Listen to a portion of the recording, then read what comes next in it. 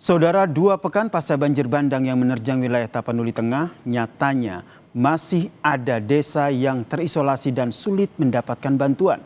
Bersama TNI, jurnalis Kompas TV Nanda Aprilia menembus jalur terisolasi demi bisa mengirimkan bantuan untuk warga. Sepanjang jalan beginilah kondisi yang kami lewati. Perjalanan yang panjang dan tak mudah menuju ke Desa Mardame, Tapanuli Tengah, desa yang masih terisolasi dan minim bantuan.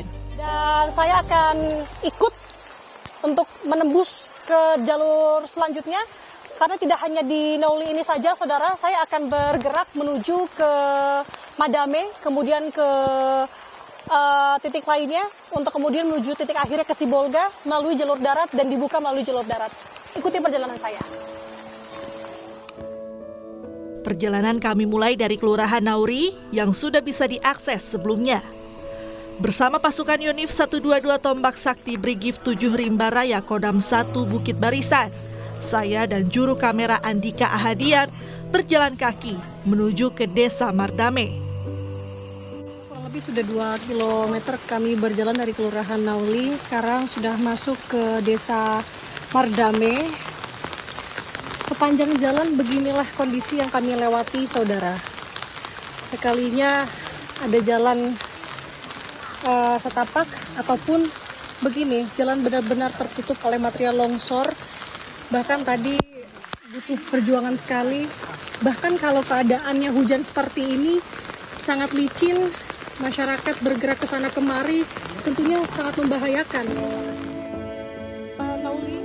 Di tengah perjalanan, saya bertemu dengan salah satu warga Desa Mardame yang harus berjalan ke desa lain demi mendapatkan bantuan.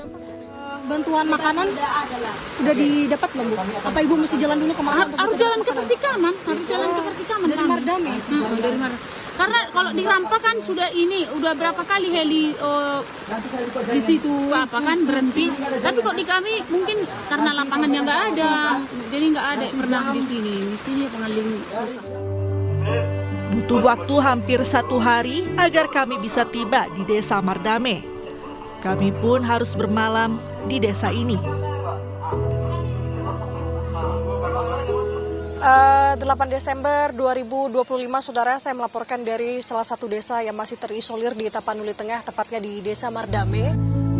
Pagi saya di Desa Mardame diawali dengan cerita yang mengharukan. Mendengar cerita warga yang belum mendapat bantuan sejak bencana terjadi. Rumah tidak bisa ditempati, Bu, karena bencana yang menimpa daerah kami. Dan kami berharap secepat mungkin bisa pulih kembali. Dan kami berterima kasih kepada yang turut serta membantu daerah kami ini. Mudah-mudahan kami bisa kembali ke rumah kami. Kami mengucapkan terima kasih banyak atas bantuan dari pihak yang berkaitan untuk pada kami. Kami mengharapkan, sangat mengharapkan. Pasukan Yonif 122 Tombak Sakti Brigif 7 Rimba Raya Kodam 1 Bukit Barisan pun langsung membuat landasan darurat agar helikopter bisa mendarat dan menyalurkan bantuan. Di desa ini namanya Desa Mardame, berdasarkan keterangan dari kepala desa maupun warga, di sini belum pernah diturunkan bantuan melalui heli. Karena memang di sini termasuk susah untuk mencari area yang standar untuk pendaratan heli.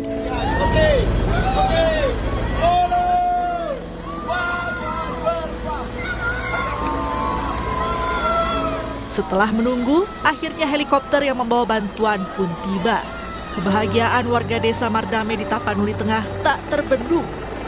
Tak sedikit warga yang menitikkan air mata karena akhirnya bantuan datang ke desa mereka. Gimana, Pak? 14 hari baru mendarat dari. Setelah 14 hari? Iya, terima kasih kepada TNI 122 dan Kompas TV.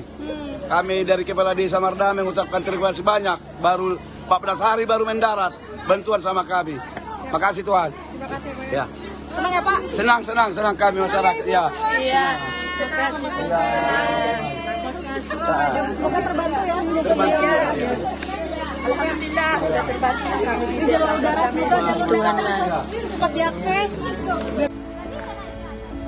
Kebahagiaan warga desa Mardame tentu jadi kebahagiaan tersendiri bagi saya, juru kamera Andika Hadiat dan pasukan Yonif 122 Tombak Sakti Brigif 7 Rimba Raya Kodam 1 Bukit Barisan.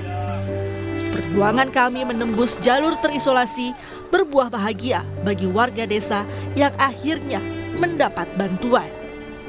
Nanda Aprilia, Andika Hadiat, Kompas TV, Tapanuli Tengah.